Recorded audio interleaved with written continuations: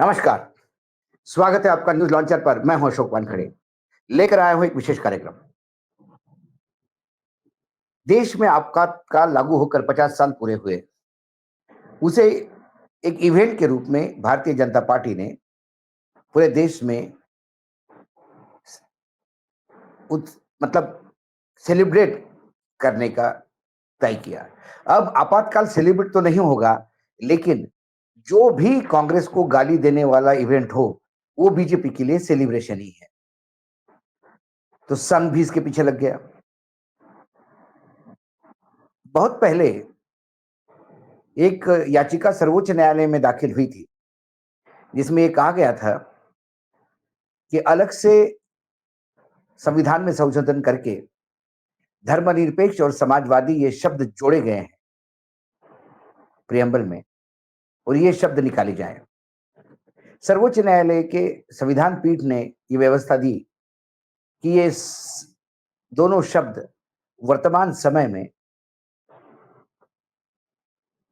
सार्थक है और समाज में जो चीजें हैं उसको देखते हुए ये जरूरी थी। लेकिन फिर दत्ताजी होसबोल, जो सर्वोच्च एग्जीक्यूटिव पावर वाले संघ के सर्वोच्च पद पे बैठे हैं, क्योंकि सरसंघ चालक मोहन भागवत जी ये सर्वे सर्वा है, सुप्रीमो है, लेकिन सारे एग्जीक्यूटिव जो अधिकार होते हैं वो नंबर 2 सर कार्यवाहक जो है उनके हाथ में होते हैं, और वो है दत्ताजी होसबाले। अब उनके खिलाफ, दत्ताजी के खिलाफ, क्योंकि दत्ताजी ने भी 50 साल के इस उपलक्ष्य में दिल्ली में एक भाषण दिया है, आपातकाल का वो काला दिन याद करते हुए, और उस बात उन्होंने फिर इस बहस को छेड़ दिया कि भारतीय संविधान की प्रस्तावना से समाजवाद और धर्मनिरपेक्ष शब्द हटाना चाहिए। बस उनका बोलना क्या था, उसके बाद शिवराज सिंह चौहान से बाकी सभी लोग, ऐसे भी नेता जिन्हें इन दो शब्दों का अर्थ भी पता नहीं होगा, वो भी लगे रहे कि किसी भी हालत में ये शब्द हटाना चाहिए। अब उनके खिलाफ, जब उनका ये वक्तव्य है, उसके खिलाफ बेंगलुरु के शेषाद्रिपुरम पुलिस स्टेशन में रविवार को यानी कल ही एक शिकायत दर्ज की गई। आरोप यह लगाया गया कि होसबाले ने भारतीय संविधान की प्रस्तावना से समाजवाद और धर्मनिरपेक्ष शब्द हटाने की मांग करके असंवैधानिक, भड़काऊ, विभाजनकारी टिप्पणियां की है। यह संविधान के मूल्य पर हमला है और राष्ट्रीय एकता के खिलाफ उसकावे का काम है। यह शिकायत आईवाईसी यानी इंडियन यूथ कांग्रेस के कर्नाटक कानून प्रकोष्ठ के सदस्य ने दर्ज करवाई। शिकायतकर्ता यूथ कांग्रेस के प्रतिनिधि श्रीधर एमएम ने कहा कि मैं यह शिकायत भारतीय संविधान की पवित्रता को बनाए रखने और सार्वजनिक व्यवस्था तथा संवैधानिक मूल्यों की रक्षा के लिए एक जिम्मेदार नागरिक के रूप में दर्ज कर रहा हूं। उन्होंने आगे कहा कि ये टिप्पणियां केवल वैचारिक नहीं, बल्कि जानबूझकर की गई है और उस्काने वाली और खतरनाक है। शिकायत में कहा गया कि होसबाले का भाषण भारतीय न्याय संहिता के कई प्रावधान का उल्लंघन करता है। यह धार्मिक समुदाय को हाशिए पर धकेलने और अशांति को बढ़ावा देने का प्रयास है। शिकायतकर्ता ने जोर देकर कहा कि यह संरक्षित राजनीतिक अभिव्यक्ति नहीं है, बल्कि संवैधानिक उलटफेर के लिए उस्कावे का काम है, जो दंडनीय अपराधों की श्रेणी में आता है। पिछले सप्ताह दिल्ली, जैसा कि मैंने कहा था, एक विवाद को जन्म दिया। उन्होंने कहा आपातकाल के दौरान संविधान में 2 शब्द धर्मनिरपेक्ष और समाजवाद जोड़े गए थे, जो मूल प्रस्तावना के हिस्सा नहीं थे। बाद में इन शब्दों को हटाया नहीं गया। क्या इन्हें रहना चाहिए या नहीं, इस पर बहस होनी चाहिए। ये दोनों शब्द बाबा साहेब आंबेडकर के संविधान में नहीं थे। आपातकाल में देश, सांसद, अधिकार और न्यायपालिका काम नहीं कर रही थी, फिर भी ये शब्द जोड़े गए। ये बदलाव 1976 में पारित विवादास्पद 42वें संशोधन के तहत आए गए थे। कांग्रेस कार्यकर्ताओं ने भुजबाली के इस भाषण का हवाला देते हुए उनके खिलाफ कानूनी कार्रवाई की मांग की है।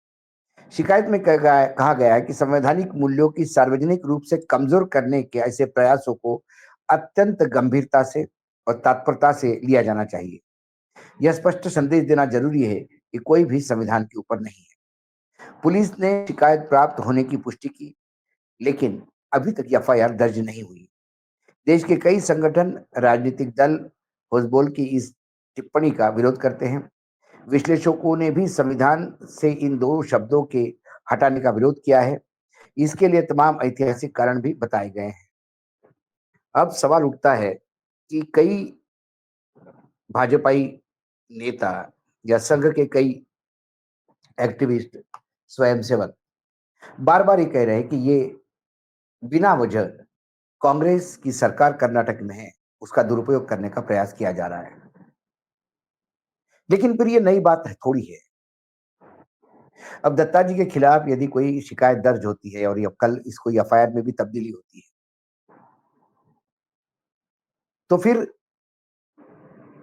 राजनीतिक प्रेशर या सत्ता का दुरुपयोग का जो आरोप लगता है, फिर वो आरोप राहुल गांधी के खिलाफ तमाम शिकायतें विभिन्न डबल इंजन की सरकारों में चल रही है और छोटी छोटी बातों पे राहुल गांधी के खिलाफ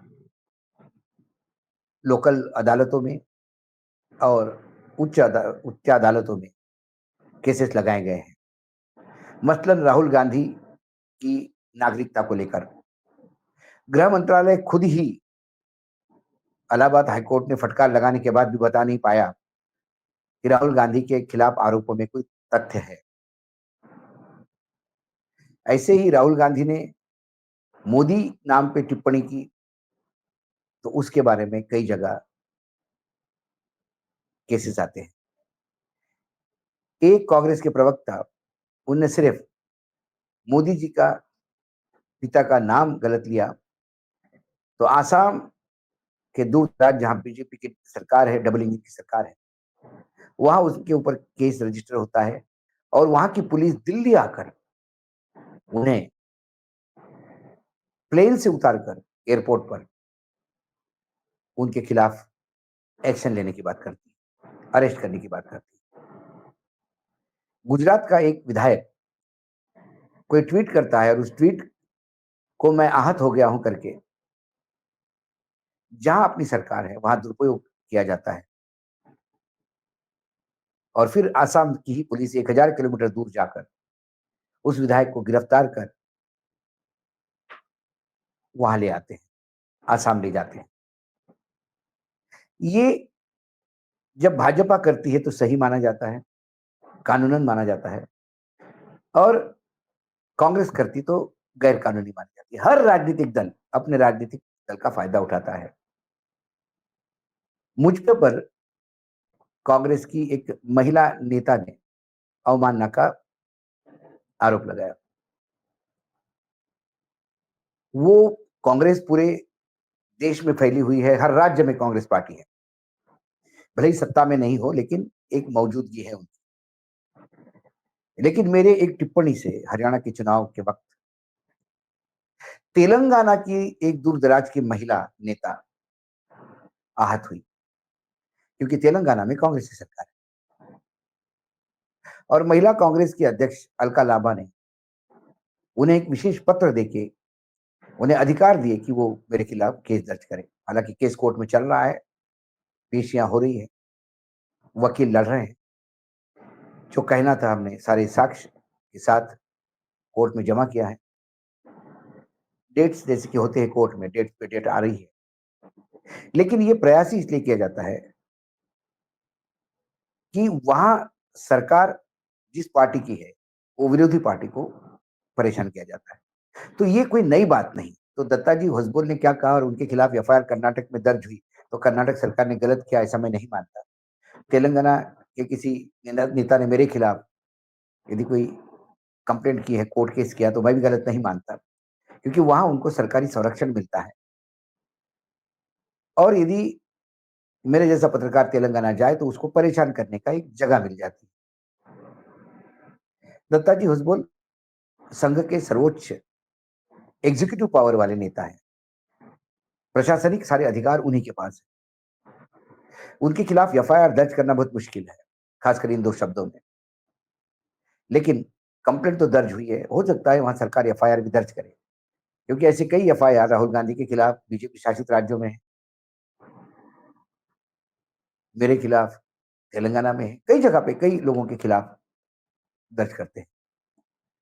कुल मिलाकर देखना ये है कि क्या कर्नाटक में एफआईआर दर्ज होगी, और एफआईआर दर्ज होगी तो फिर क्या कर्नाटक सरकार दत्ताजी होसबाले को अरेस्ट करेगी, देखने वाली बात है। लेकिन जो कंप्लेंट में है वो भी गलत नहीं, कानून ने, सर्वोच्च न्यायालय ने एक बार उस बात को टिप्पणी की दी है, और संघ से लेकर बीजेपी तक सभी संगठन एक ही बात कहते हैं कि न्यायपालिका के हर निर्णय का हम सम्मान करते हैं। तो यदि वो न्यायपालिका के हर निर्णय का सम्मान करते हैं तो कई निर्णय मीठे भी होते हैं, कई निर्णय कड़वे भी होते हैं। तो कड़वा कड़वा थू थू और मीठा मीठा गपा गप, ये तो नहीं चलेगा। तो देखना यह है कि यहाँ पे अभी 5 और 6 तारीख को, 6-7 तारीख को संघ की बैठक है, जहां सभी संघ के पदाधिकारी, सारे सर कार्यवाहक और जितने भी, मोहन जी भी होंगे, दत्ता जी भी होंगे। उसी के बीच कर्नाटक में पुलिस स्टेशन में, शेषाद्री नगर पुलिस स्टेशन में क्या इस कंप्लेंट को एफआईआर में दर्ज होता है, ये भी देखना है, और आगे कर्नाटक पुलिस क्या करती है ये भी देखना है। आज इस विशेष कार्यक्रम में इतना ही। कल फिर हाजिर होता हूं आपके साथ। तब तक के लिए नमस्कार। देखते रहिएगा न्यूज लॉन्चर।